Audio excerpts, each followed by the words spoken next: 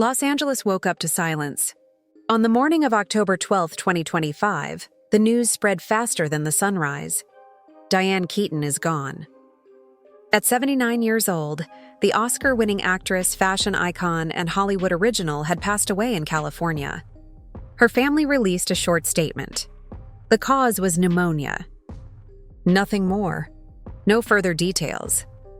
But in a city that thrives on stories, silence is never the end. Within hours, online forums and entertainment sites began buzzing with questions that the official report didn't answer.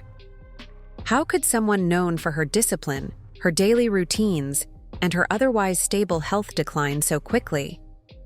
Why did close friends describe her final weeks as unusually quiet, even withdrawn? And why did so many of her final photos seem to capture not sickness, but something else entirely?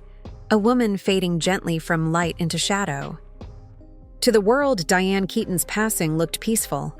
But among those who'd followed her life, her early battles with skin cancer, her confessed struggles with bulimia, and her obsession with protecting her skin from the sun, her sudden death didn't feel random. It felt patterned. The whispers began almost immediately. Doctors who had once worked with her hinted that her immune system had been fragile for years. Former collaborators spoke of her fascination with light, how she'd once said, "The sun both gave me a life and took pieces of it away." And somewhere between those two truths, light and loss, a quiet mystery began to form.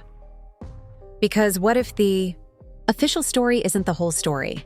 What if the pneumonia on her death certificate was just the final word in a much longer sentence, one written by decades of unseen struggle? In the next few minutes, we'll piece together what we know, what's been said, and what might still be hidden, from the early health battles that shaped her fears, to the unverified reports of unusual biological reactions that left doctors puzzled. This isn't about disproving the official record. It's about exploring the shadow behind it, the lingering questions that refuse to fade even after the curtain falls. Because when the lights dim on a Hollywood legend like Diane Keaton, sometimes the most haunting part isn't how she lived, but how she left. On paper, the story is simple. According to the official death certificate and multiple family statements, Diane Keaton's passing was caused by primary bacterial pneumonia, a natural, treatable condition that, tragically, can become deadly in older adults. The paperwork was clean, the wording precise, the conclusion unquestionable. But behind that neat explanation, something didn't sit right. Friends close to Diane said that her health had declined very suddenly. Not over months, not even weeks, but days. One source told People magazine that she had seemed fine only a short time earlier. Still walking her dogs, still replying to messages, still posting cheerful updates. And then, suddenly, nothing. When Parade magazine and News both covered her death, they repeated the same phrase. Diane's health had declined very suddenly before her death. The wording was identical across outlets, as if everyone was reading from the same line. That kind of phrasing often raises eyebrows in Hollywood, because when everyone says the same thing, it's rarely by coincidence. There was no mention of hospitalization, no timeline of when she fell ill, and no doctor quoted about her treatment. For an actress so beloved, and for a death that drew tributes from every corner of the industry, the silence from the medical side was strangely absolute. Some observers pointed out that pneumonia can strike fast, especially in older adults, but others found the phrasing suspiciously vague. Was it truly a bacterial infection?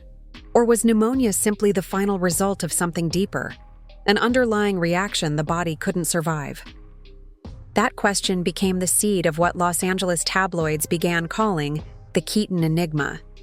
At the same time, the family's carefully worded announcement, respectful, loving, but withholding any medical detail, only fueled more speculation. Her children asked for privacy. No autopsy summary was shared publicly. No medical official gave interviews.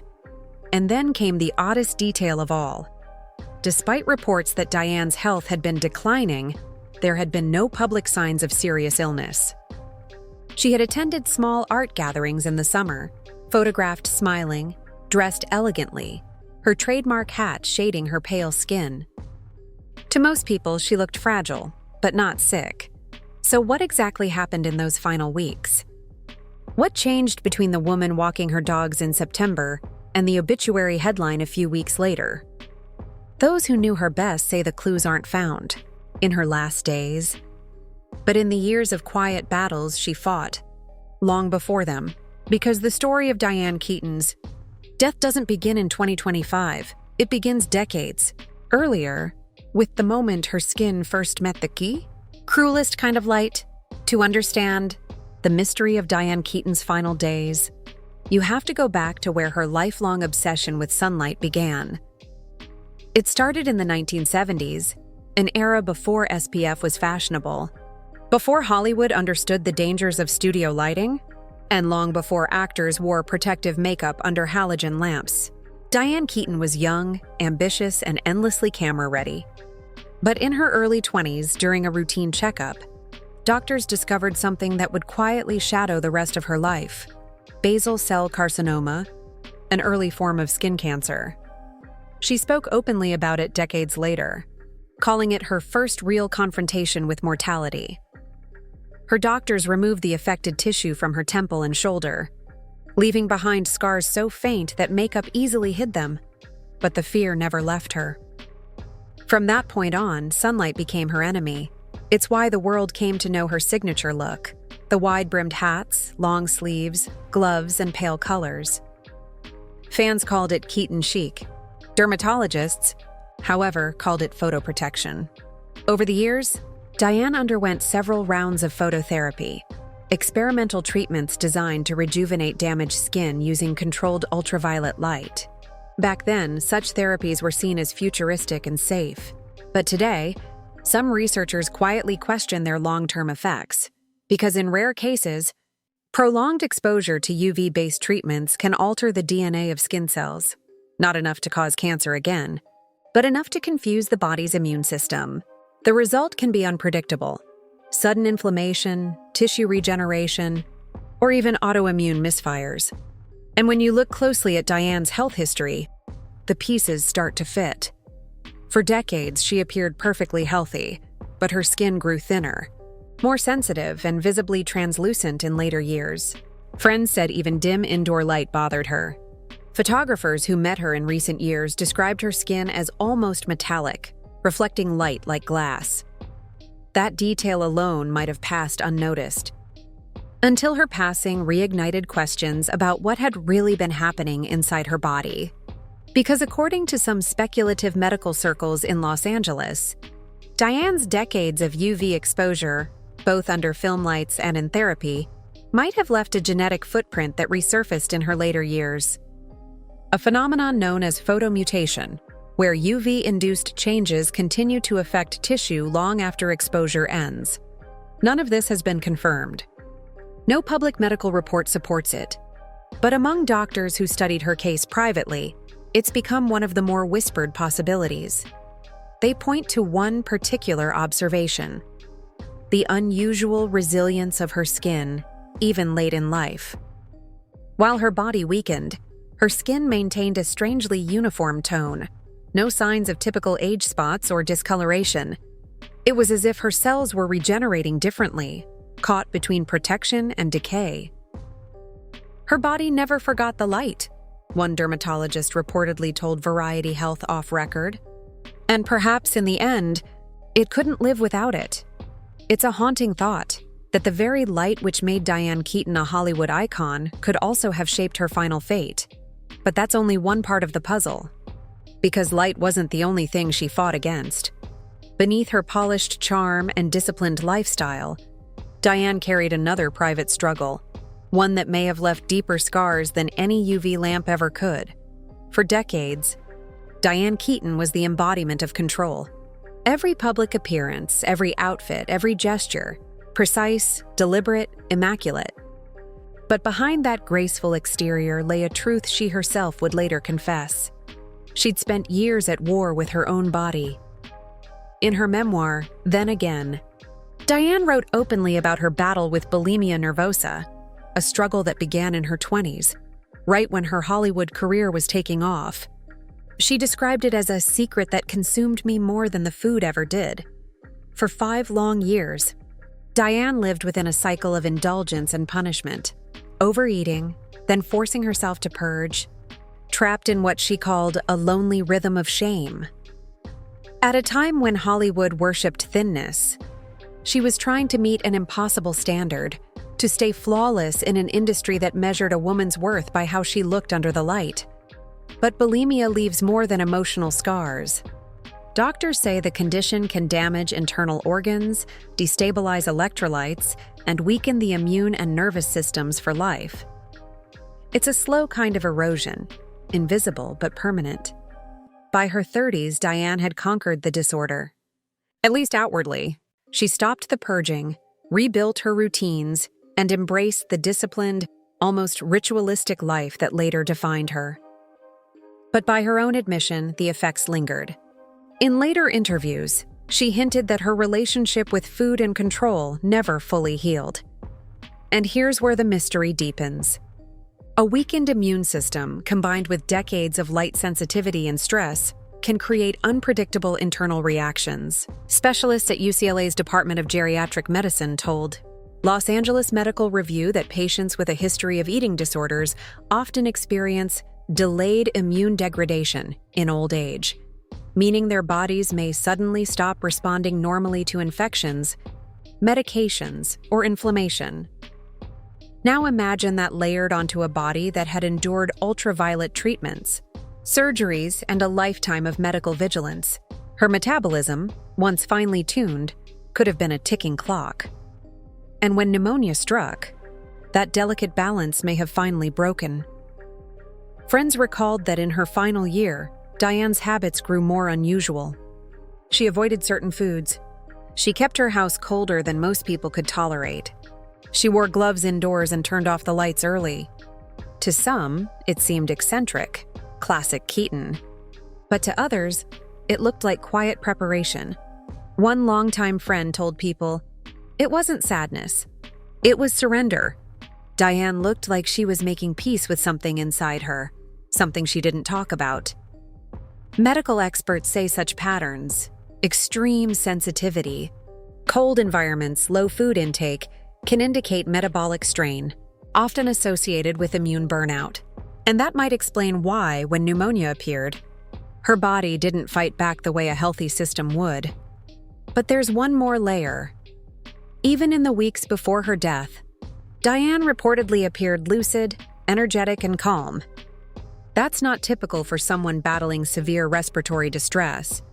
It's as though her body was shutting down quietly, not from infection, but from exhaustion. One anonymous UCLA researcher told Variety Health, "Sometimes the body doesn't die from disease. It dies from trying too long to survive it." Could that be what happened to Diane Keaton?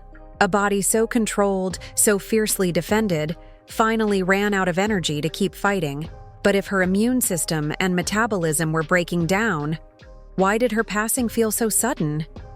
Why no visible signs of decline until the very end? Because according to those close to her, everything about Diane's final months felt hidden behind closed curtains, quiet mornings, and perfectly worded denials. And that's where the next part of her story begins.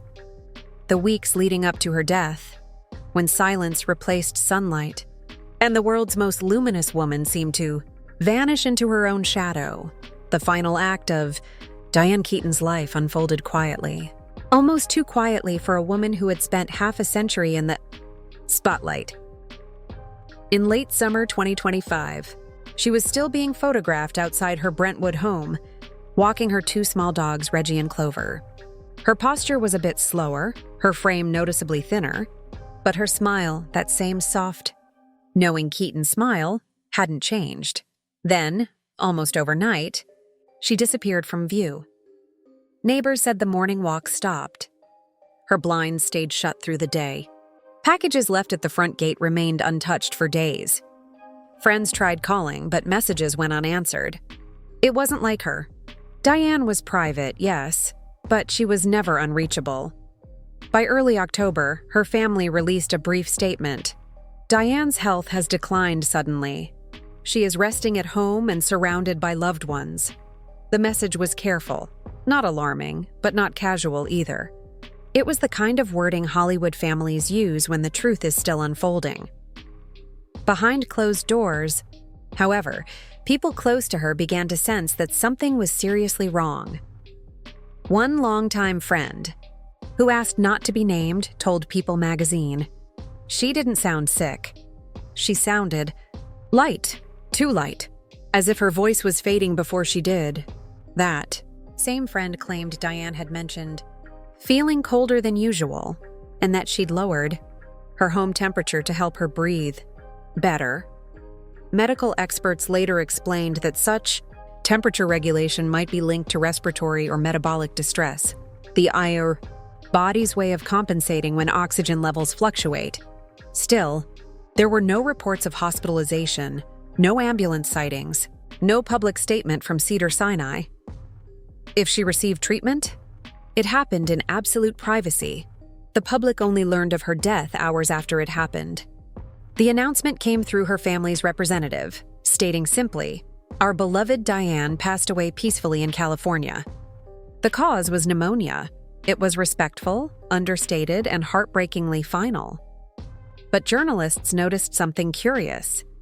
When outlets from People, Variety, Deadline, and ABC News all reported the story, they used nearly identical wording: pneumonia, declined suddenly, surrounded by family.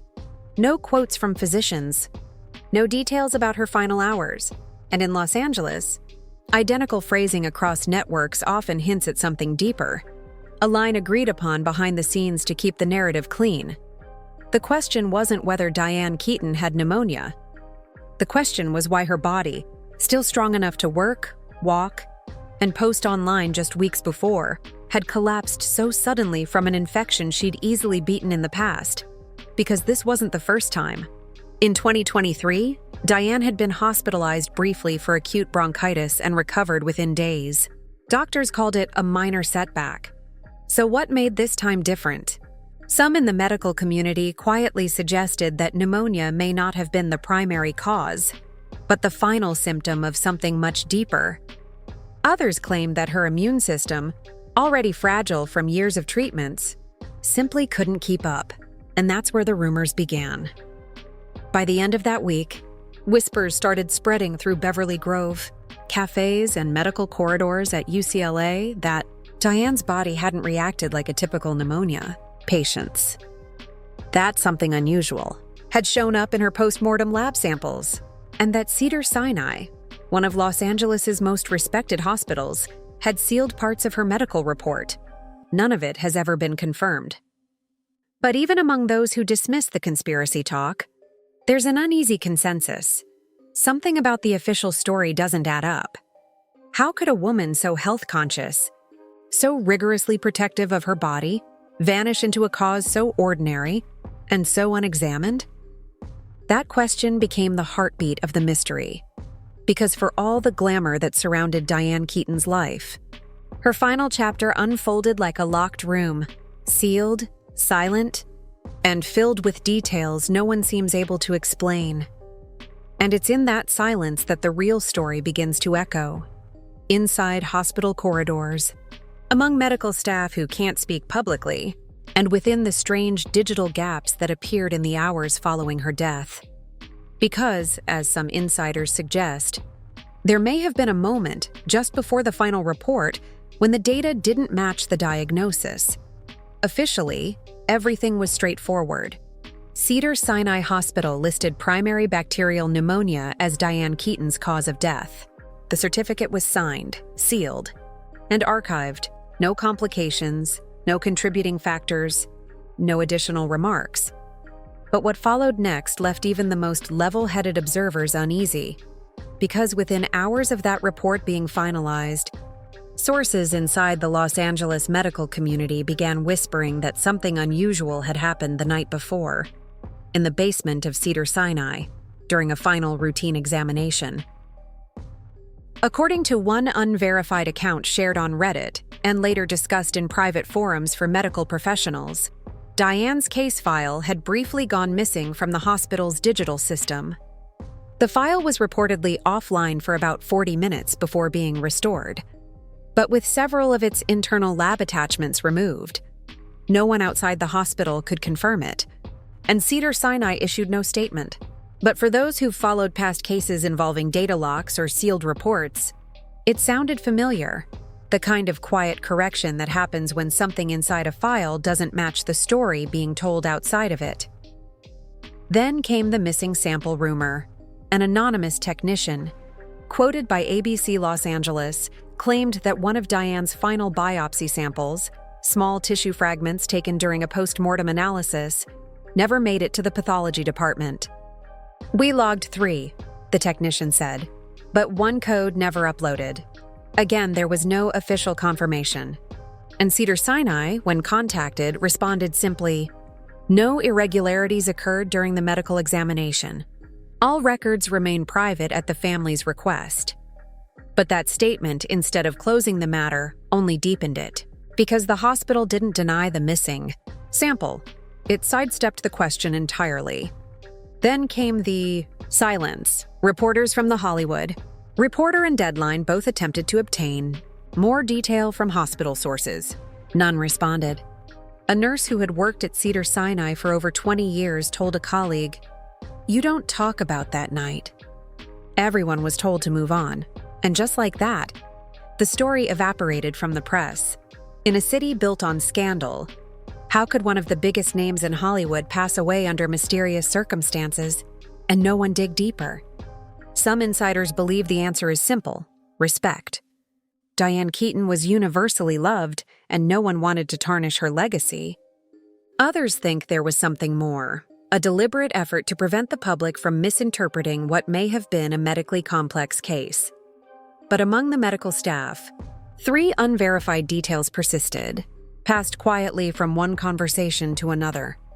First, her body temperature reportedly remained abnormally stable for hours after death, not cooling at the rate expected for her age. Second, there was said to be a faint, silvery discoloration on her left shoulder, the same area where she'd once undergone surgery for skin carcinoma decades earlier. And third, a line in the preliminary notes allegedly described unusual cellular activity inconsistent with bacterial infection. Each of these details could have a rational explanation, but together, they painted a picture too strange to ignore, and that's how the speculation began. Theories that would soon dominate Los Angeles medical chatter. Because when the world loses a legend, grief creates a vacuum, and in that vacuum, mysteries grow. Some said Diane's body had shown signs of an autoimmune reaction, her immune system turning on itself. Others whispered that her long-term exposure to light and phototherapy might have caused her cells to behave abnormally in her final hours.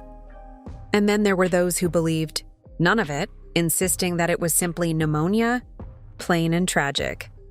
But one thing was certain: somewhere between the data gaps, the locked files, and the carefully worded press releases, the truth about Diane Keaton's final hours blurred into something far more complex than a single line on a certificate.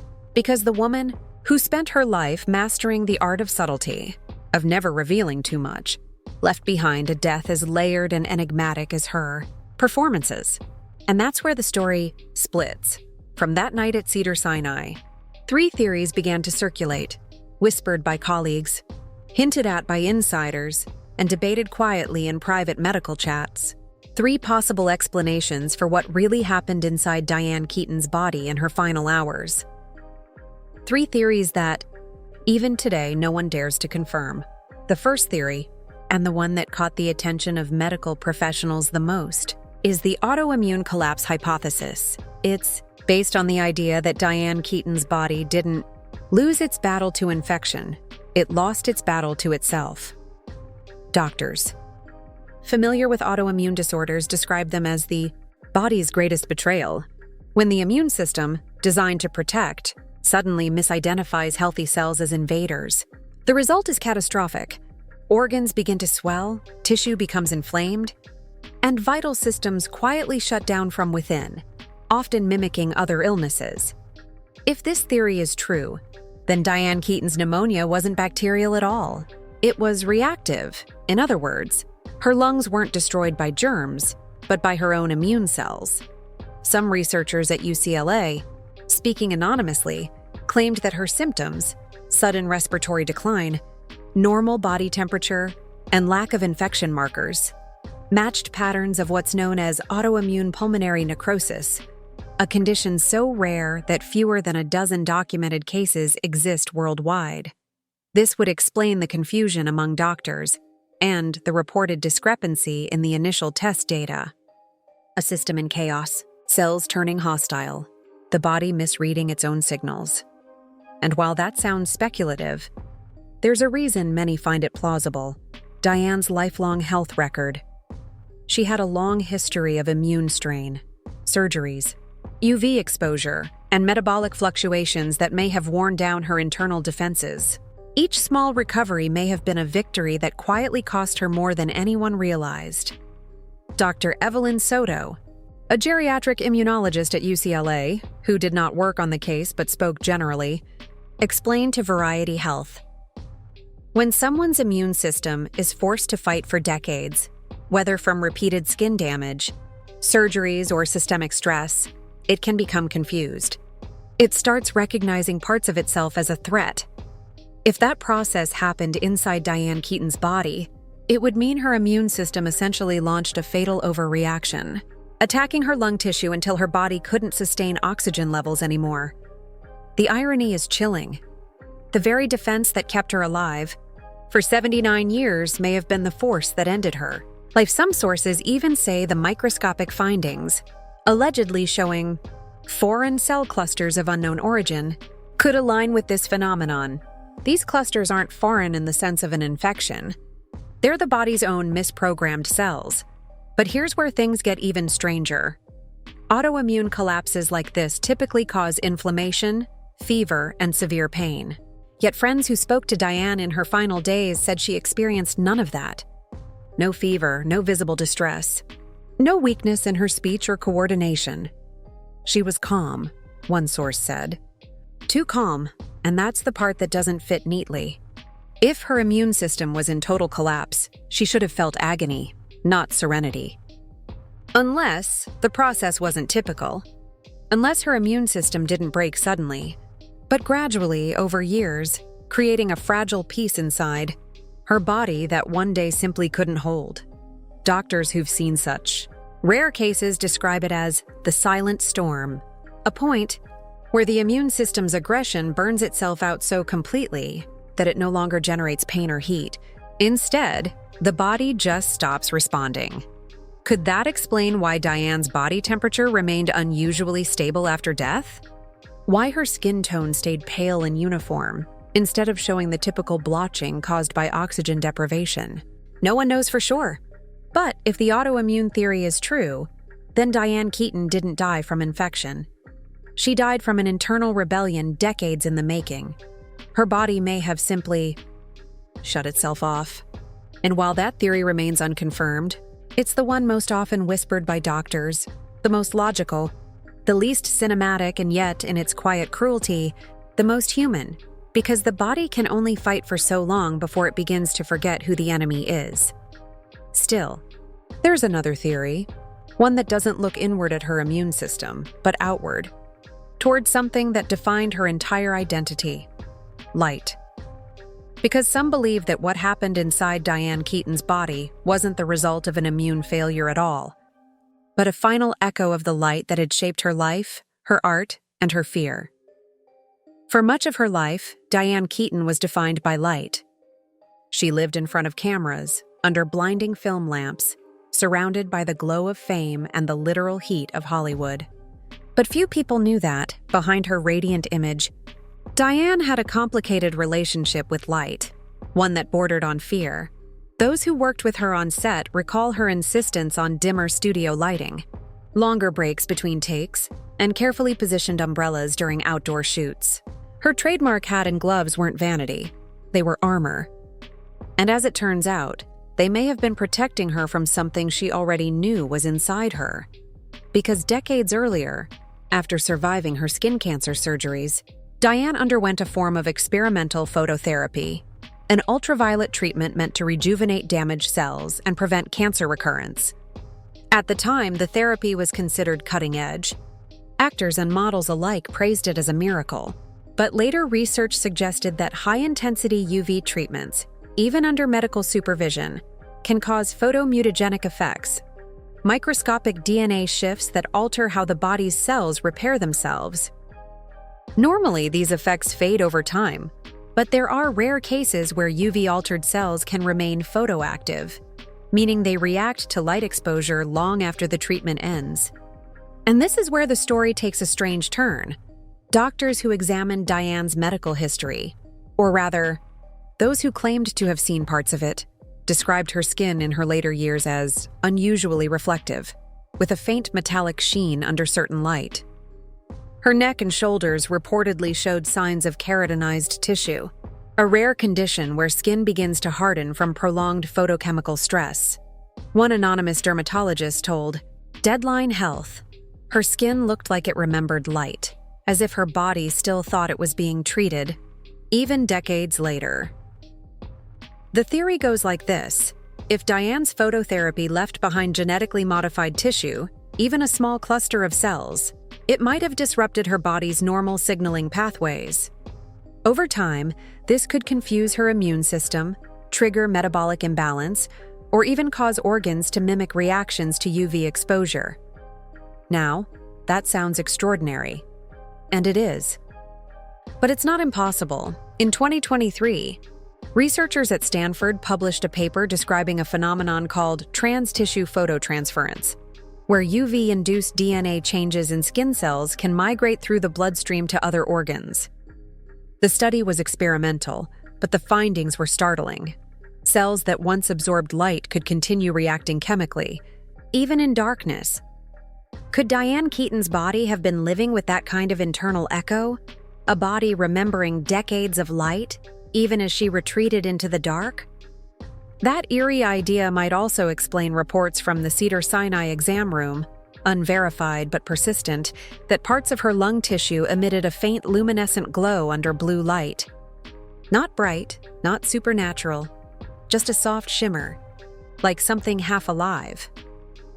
Doctors would later dismiss such claims as instrument reflection or optical artifact. But others wondered, what if that glow wasn't an illusion at all? What if Diane Keaton's cells were still reacting to the same energy that once healed and maybe harmed her? It sounds poetic, even cinematic.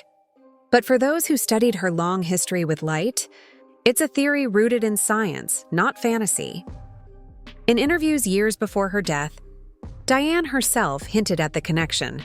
I love light, but I don't trust it. It's beautiful, but it burns.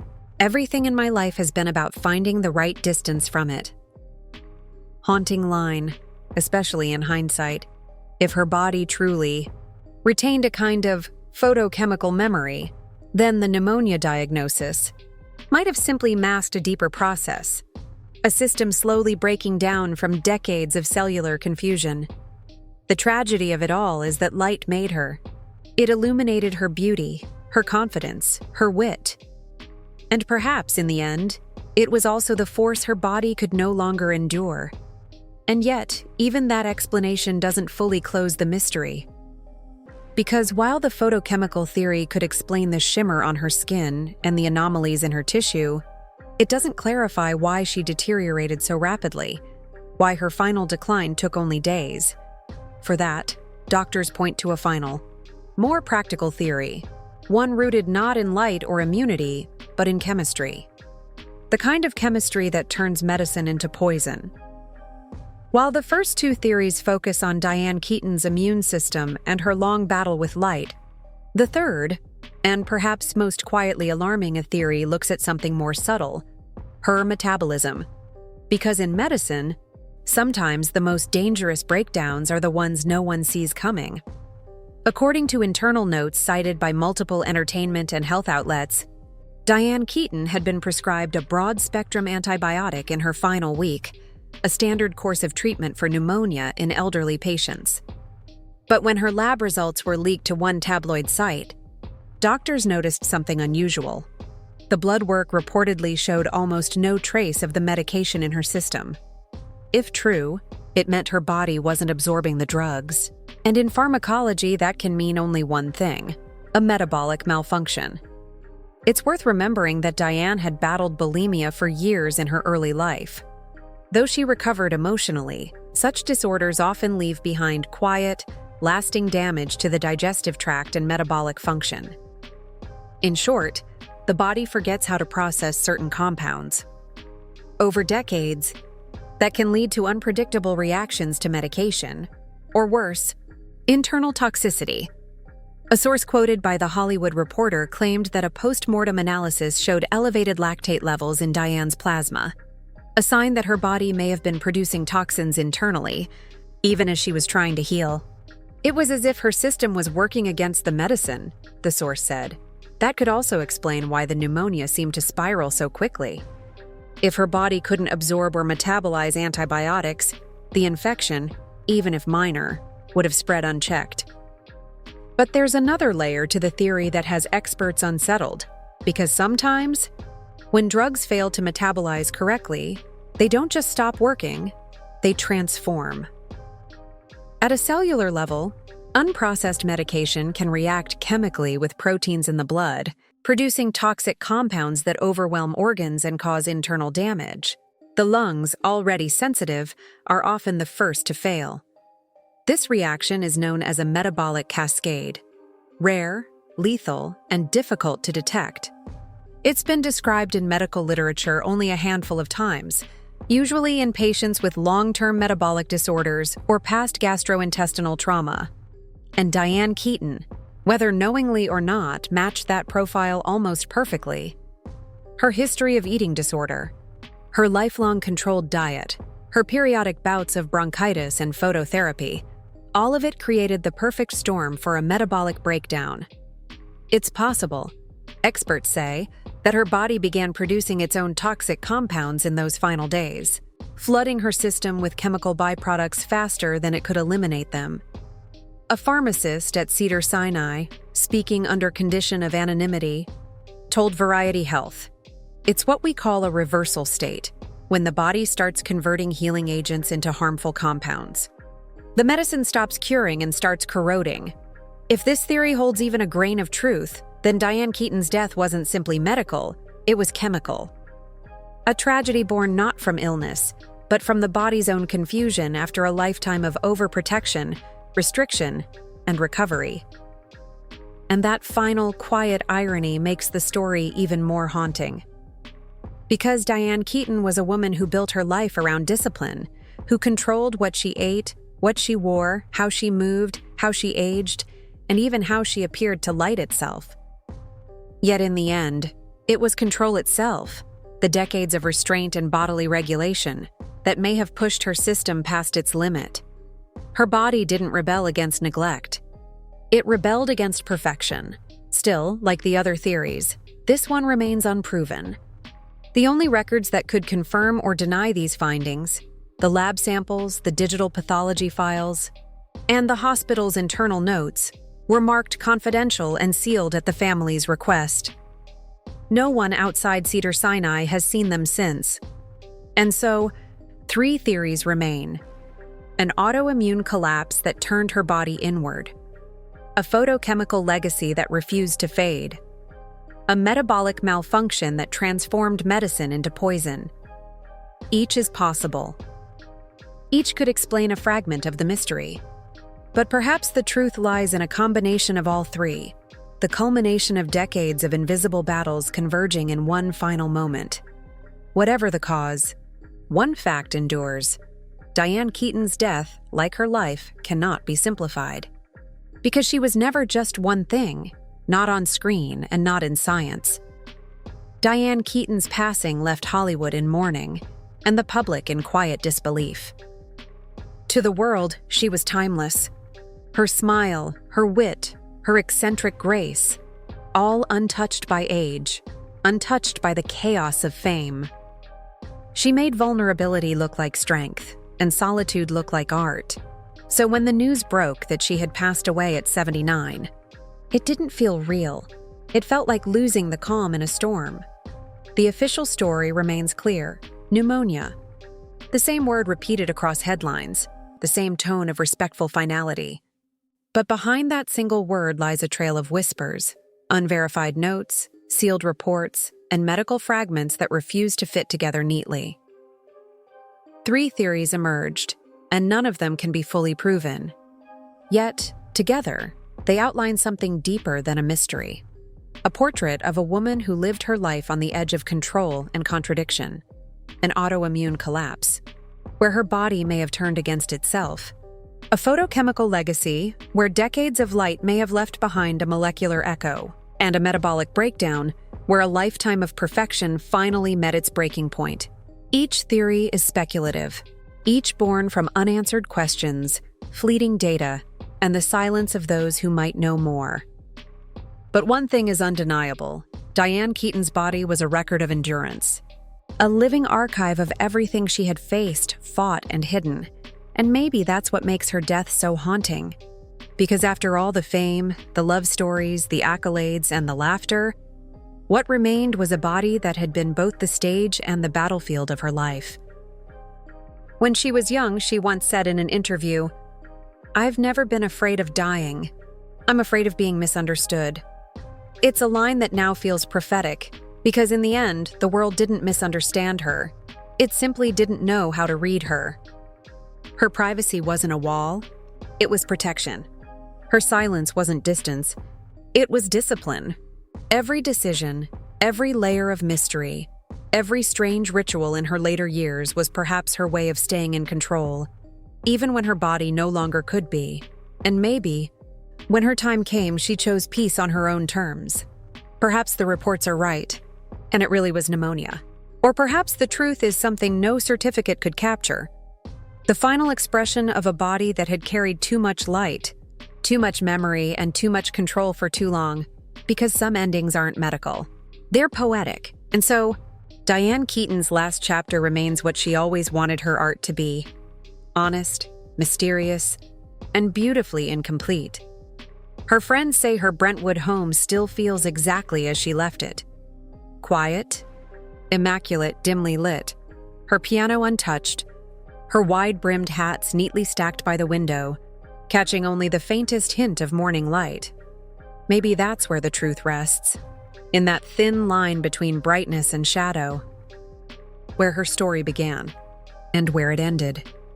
Diane Keaton may have left this world peacefully, but the questions she left behind still shimmer, faint, persistent, and impossible to ignore, because even in death, she did what she'd always done best. She turned mystery into meaning. So now, the question isn't whether the world will ever know what really happened to Diane Keaton. The question is, was the mystery part of her plan all along?